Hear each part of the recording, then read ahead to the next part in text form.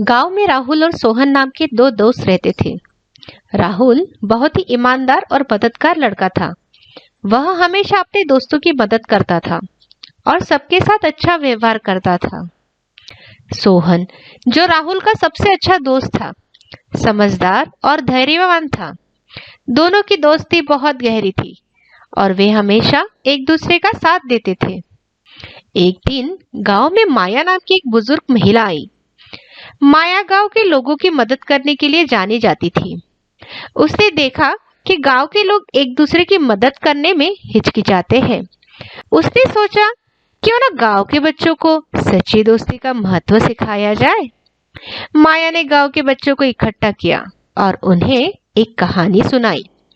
कहानी सुनने के बाद माया ने बच्चों से पूछा, क्या आप जानते हैं कि सच्ची दोस्ती क्या होती है?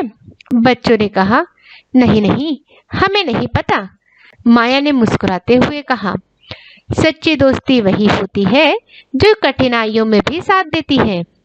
बच्चों ने सोचा और फिर सोहन।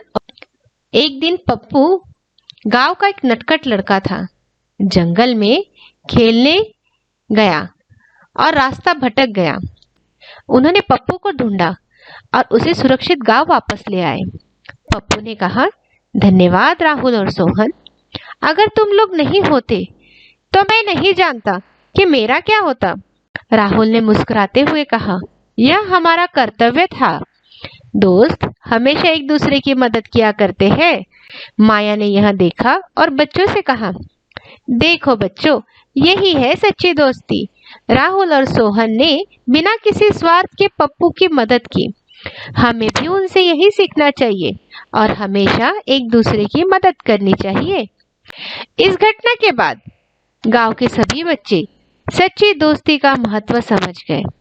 वे एक दूसरे की मदद करने लगे और गांव में एक नई ऊर्जा और सहयोग का माहौल बन गया। राहुल और सोहन की दोस्ती का उदाहरण सबके सामने था और उन्होंने सभी को सिखाया कि सच्ची दोस्ती का महत्व क्या होता है। तो दोस्तों, हमें इस कहानी से यह सीख मिलती है, सच्ची दोस्ती वही होती है जो कठिन समय में भी साथ देती है। हमें हमेशा अपने दोस्तों की मदद करनी चाहिए और बिना स्वार्थ के उनका भी साथ देना चाहिए।